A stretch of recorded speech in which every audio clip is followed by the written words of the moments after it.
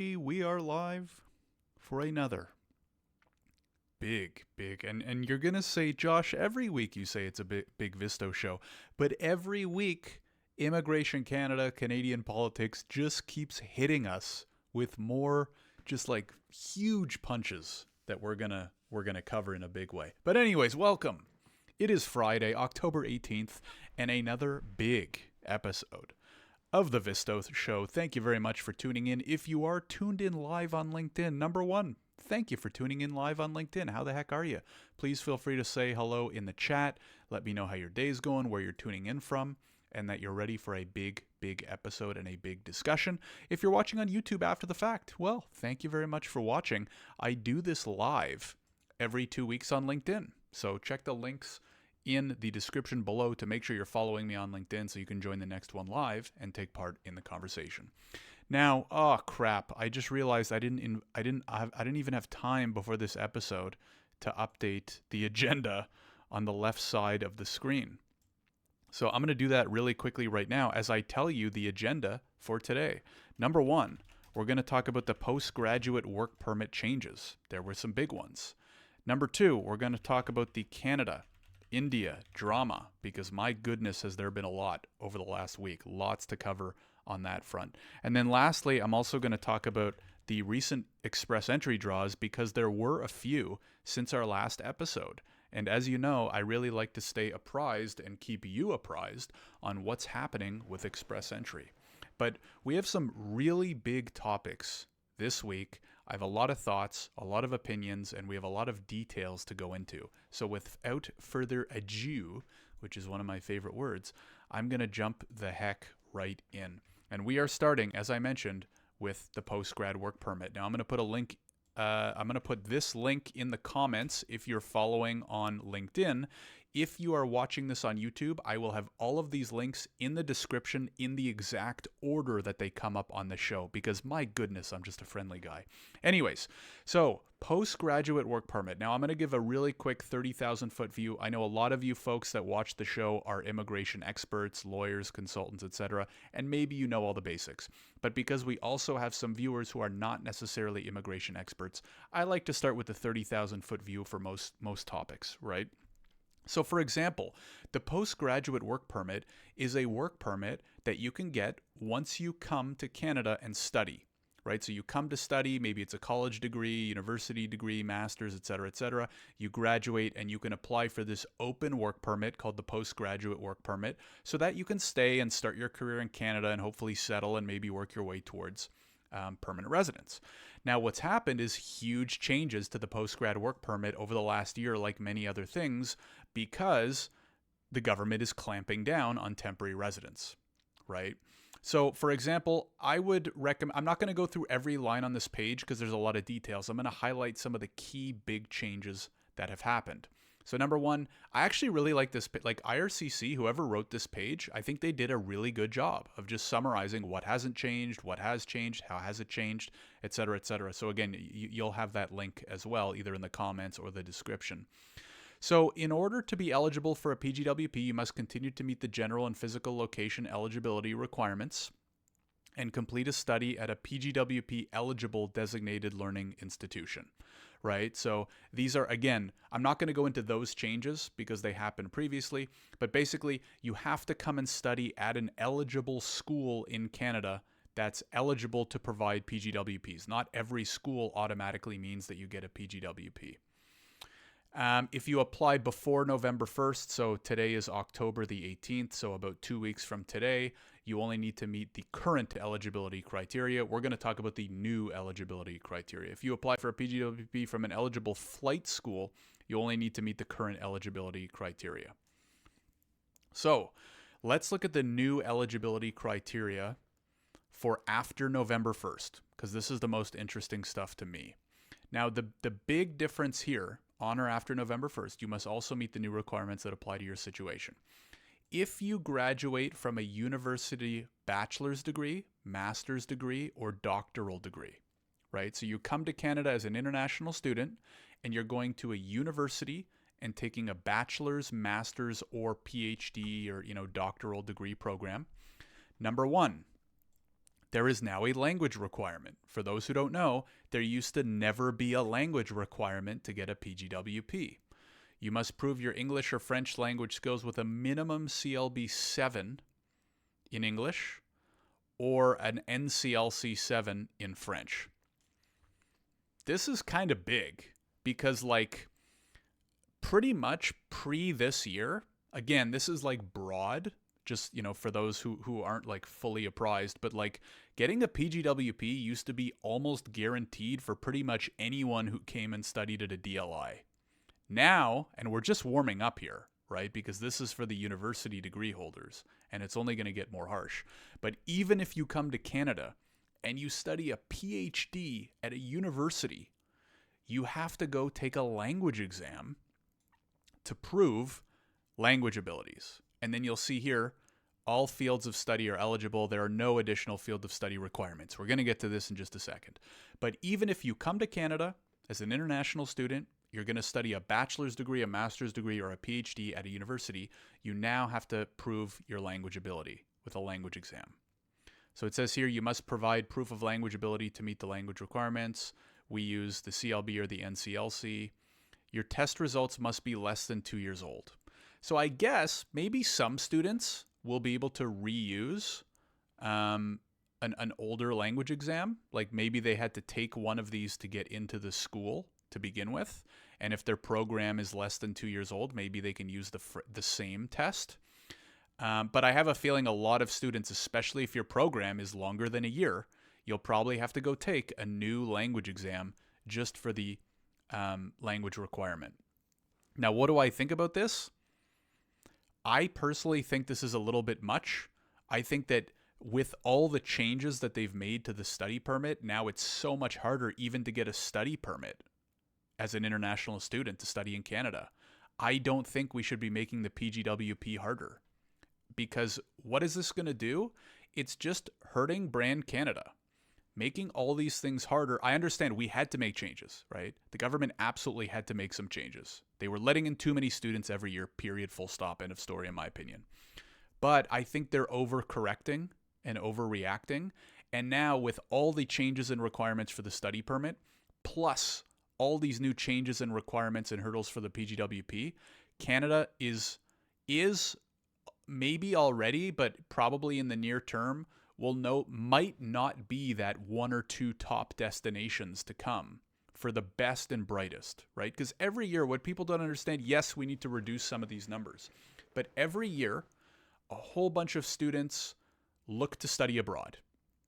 And a lot of them are really smart, and they are brilliant. They're going to continue to be brilliant. They're going to bring knowledge and work experience and graduate and join our work, our economy and blah, blah, blah.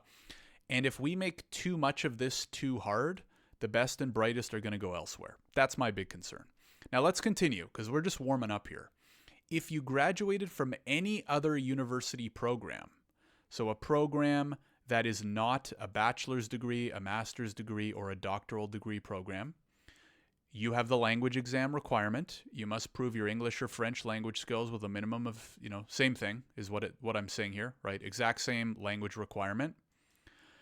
And there's what's called a field of study requirement. You must graduate in an eligible field of study. Now, what happens if I click that button? It takes me down to the bottom of the page where they've designated specific programs that are eligible. So we can see here, if your study program has a field of study requirement, you must graduate from a program linked to certain occupations. The fields of study are divided into 5 broad categories: agriculture and agri-food, healthcare, STEM, trade, and transport. Now, ironically, this pretty much lines up perfectly with express entry, right? If we look at the express entry draws, and I guess this probably shouldn't be too surprising, right? If we look at the category-based draws for express entry, we see French, which is, because I guess you don't take French, right? You can take programs in French, but you don't just take French, right? So we can see here, healthcare, STEM, trades, transport, agriculture, healthcare, trades, transport, STEM, agriculture. So basically they're imposing the industry-specific draws at the study permit level, which to be honest, I don't think is a terrible idea. And then you can go to the bottom here and you can see all the specific, the fields, the 2021 code, and the title, right? So you can see, and there's a lot, right? You can see here there's 97 pages worth of like these different titles and programs. So this is obviously hugely important because if you're going to come to Canada and you're not going to study at a university for a bachelor's degree, master's degree, or doctoral, you're going to have to now meet, number one, either way, the language requirement, and now the field of study requirement. Spartak is in the house. Spartak says this language requirement does not have any sense to me. In order to enter college, university, you need to have a CLB 6 to 7. Yeah, so I mean, I agree, Spartak, right? For the reasons that I mentioned previously, which it seems like you're kind of agreeing with, which is that they already pretty much have to meet these requirements anyways to get the study permit and start the program anyways.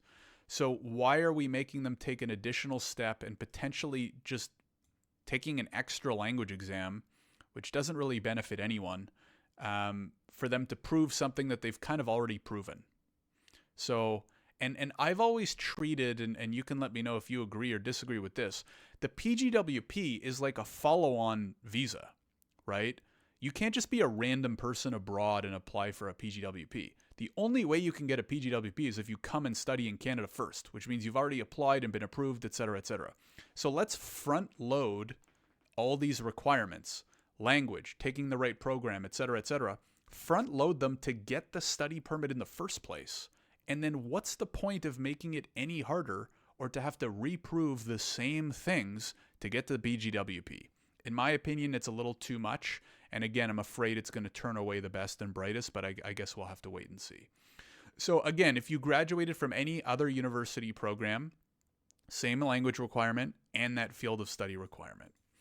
If you graduated from a college program or any other program not listed above, then there is still a language requirement, but it's lower.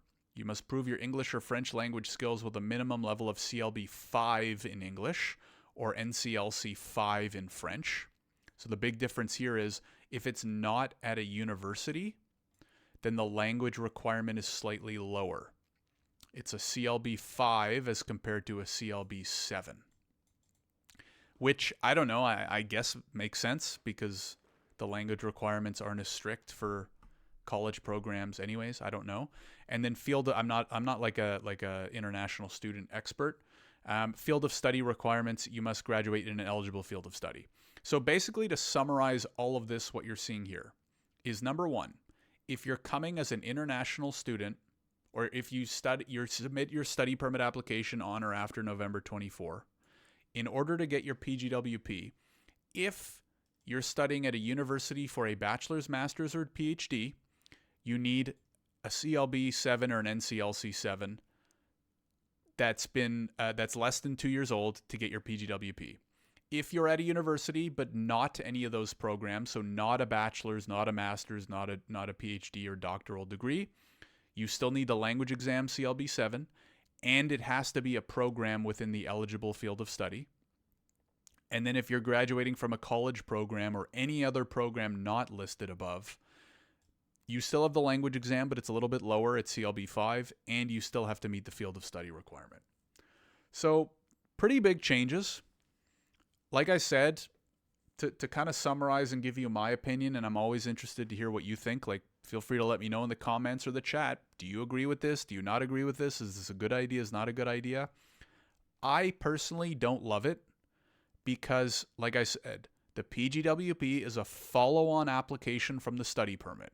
So if you just make all this stuff required to get the study permit in the first place, why are we making people jump through hoops again to do and prove the same thing? That's just my opinion, right? My opinions are my own. I'm not sharing them on behalf of any of my companies or whatever. I think it's a little redundant, and I don't think it's that productive. So anyways, if you have any thoughts, questions, please feel free to share them as well. Otherwise, I will take my patented segue sip as we move on to topic number 2. Oh, and it's a big one. I'm going to need a big sip for this.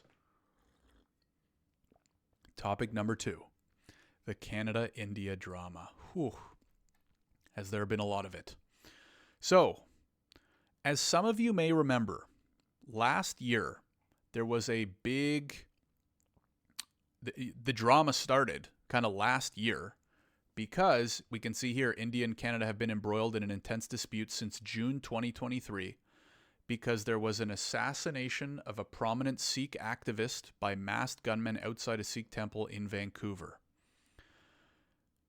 Canada Prime Minister Justin Trudeau told his country's parliament last year that officials had credible evidence of an Indian government connection to the murder. So, try to make a long story short, and I pull up this article because I read it and it did a pretty good job of kind of summarizing the whole situation. So again, I'll share it in the comments here on LinkedIn, and it'll be in the description below if you're watching on YouTube.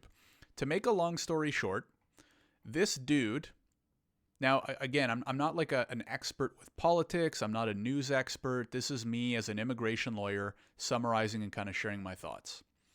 So last year, this Indian Sikh activist, Hardeep Singh, killed a guy, was killed. And the Canadian government basically blamed the Indian government with a connection to the murder. Now, the Indian government kind of denied it and basically said, no, Najjar is actually a designated terrorist by our government, and it's not our fault. It's your fault, right? Because Canada let him in, right? And so then what happened is this week or last week, I don't remember, the RCMP, so the Royal Canadian Mounted Police, which is pretty serious, came out with a statement on violent criminal activity occurring in Canada with connections to agents of the government of India. So again, basically the Canadian government, and I'm going to link this in the comments as well, saying that they have proof that the Indian government has been up to some stuff in Canada. Now, the problem, and then again, so all this kind of erupted again, right? So they're, expelling Indian diplomats.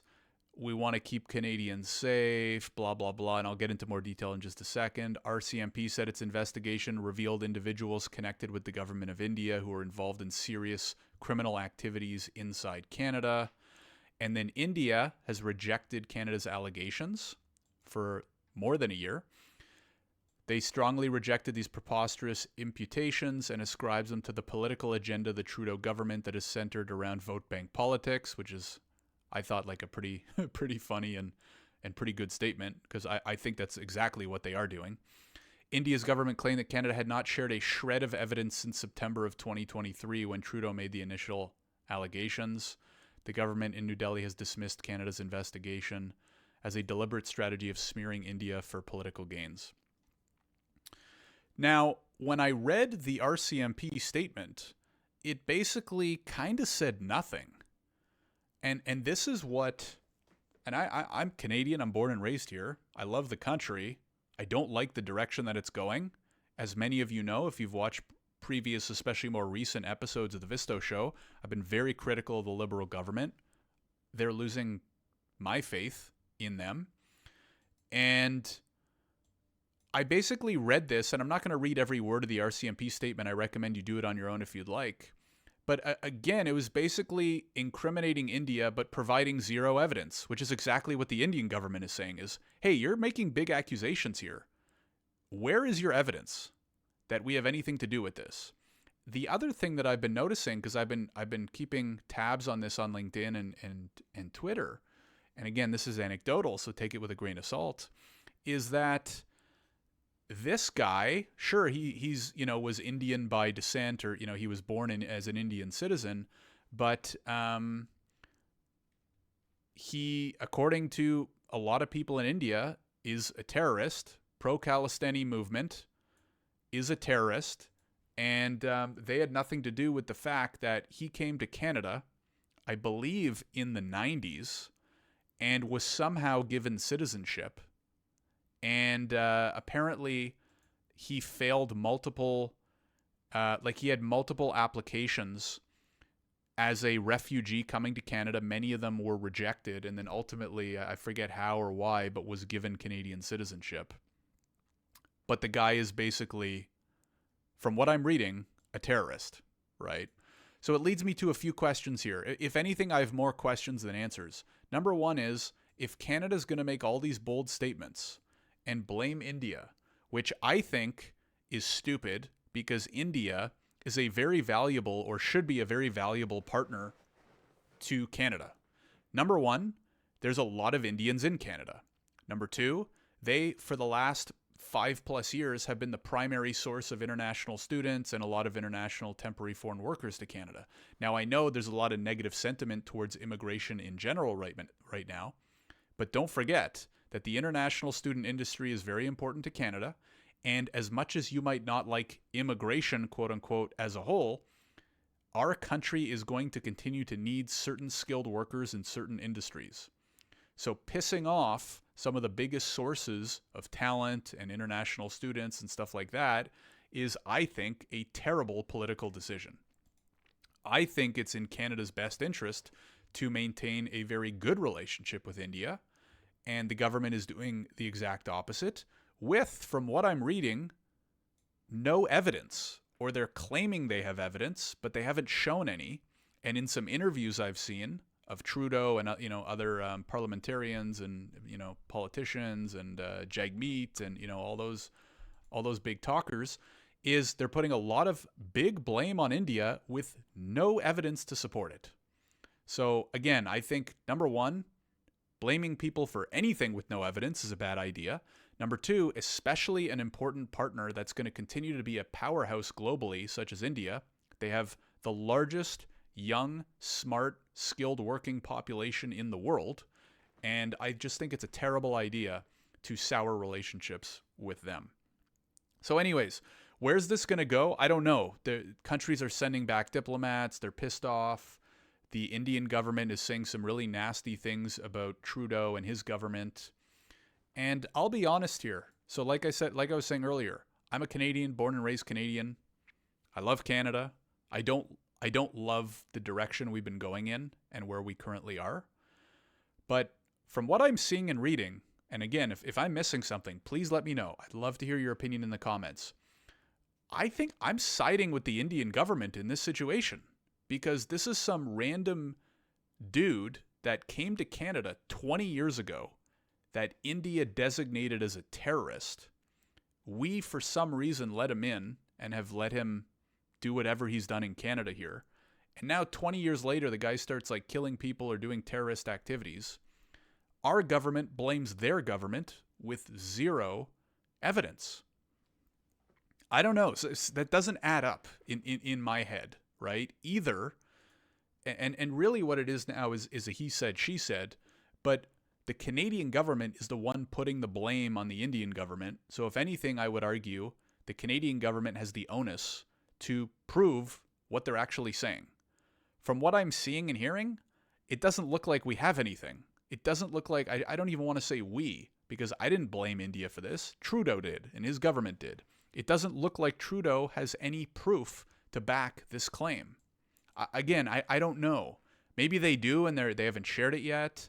Or maybe they don't, and he's just like what I'm afraid that he's probably doing. Not afraid, but like ashamed that he might even be just using this as it's a big political move to get headlines and keep attention off of other things, right? The Liberals obviously aren't doing well in the polls. They're being blamed for a lot of things. They're being, their backs are up against the wall in a lot of ways. Is this just a political move to shift focus somewhere else or on to somebody else? I don't know. That's what I'm reading a lot of, but it seems like a baseless claim if I had to summarize right now, unless our government comes back with more evidence. Well, any evidence. They haven't provided any evidence. They claim they have evidence, but they haven't shown any of it. So until we see some of that, even though I'm a Canadian, like I'm siding with the Indian government on this one. It doesn't make sense. Right? So anyway, Andrea says nothing with this current government adds up. That's a great point, Andrea. I mean, again, this is not necessarily a political show, although politics and immigration obviously overlap a fair amount. But I've been nothing but disappointed by the Liberal government for the last 2+ years. and this is just another chip on the not good stack. So anyways, I'll leave it at that. I will definitely continue to follow the story. I have a feeling this probably won't be the last time this story is discussed on the Visto show, because I don't know if it's just going to go away. It'll be interesting to see how the story develops, and also how it may or may not affect immigration between the two countries, processing times between the two countries, right? There's, I was going to say hundreds of thousands, but there's probably millions of Indians inside Canada right now that are still trying to figure out their immigration processes, right? Trying to get PR, or trying to, extend temporary resident applications and stuff like that. So what's going to happen, right? Is the blood going to boil so much that processing of Indian nationals slows down? I don't know. And what does India do in return if that happens? So I don't know. I think it seems right now like a baseless claim and a bad fight to pick, in my opinion. But anyways, we'll have to wait and see. So let's head over to our topic number 3, which is not as juicy as the topic we just discussed. I don't know if much is at this point. We are going to discuss express entry. Oh, and hold on, we have one more comment from... Oh, we have a couple comments here. I like this. So Cecile says, it's hard to know what to make of it. They're announcing something, but we don't really know what, since there's no evidence or details. Exactly, Cecile. So, and again, it just, if they're going to make, like, there's two things on my mind. Number one is just evaluating this objectively, right? The Canadian government is arguing with the Indian government. Objectively looking at what we see right now, it's Canada making a lot of, or the Canadian government making a lot of claims with nothing to back it up. So even as Canadians, how are we supposed to support that? And number two, looking at this as a Canadian citizen who is concerned about their country and where it's going in the long term, why are they picking a fight with India where it seems like they shouldn't be, or they don't need to? Because again, if they have no evidence, then they're souring this relationship for no reason, in my opinion. So anyways, Spartek says, now I'm thinking of IMM 5669. Did this guy declare membership in any organizations? Well, that's a great question, Spartek. We'd have to look back, because again, he came, I think I read that he came in the 90s. He initially filed like multiple refugee claims that were refused, or I forget what, like he had multiple refusals. But it also begs the big question, and a big topic that's come up a lot in the last year or so, which is, who the heck are we letting into this country, right? The government, as we know, has, number one, left the floodgates open, and number two, we've had reports where processing agents were told, or basically allowed, to skip background checks for some temporary residents. So how are people like him allowed in the country? What, how many other people like him are in the country right now, walking down the streets with our family and our kids and our friends and blah, blah, blah, right? So this is very, if anything, as a Canadian citizen, extremely concerning. Number one, if they're gonna pick a fight with a big, important partner like India, why are they doing it? Especially if they have no evidence. And number two, how do people like this continue to come into the country? I mean, the answer is obvious. We know it now because they've let in way too many people without vetting them. But I surely hope they stop. So anyways, what a story. I'll continue to monitor it. I'm sure I'll continue to post about it on LinkedIn. And let's move on now to express entry as well, which, as I mentioned, nowhere near as spicy of a topic. What you will see here, and I will put the link into the comments if you want to follow along. And what we saw was last week, we saw 3 draws. Now, again, this is kind of weird, right? Because it looks like the occurrence is slowing down a little bit, right? What it used to be was every 2 weeks on the dot, we'd get 1 or 2 draws.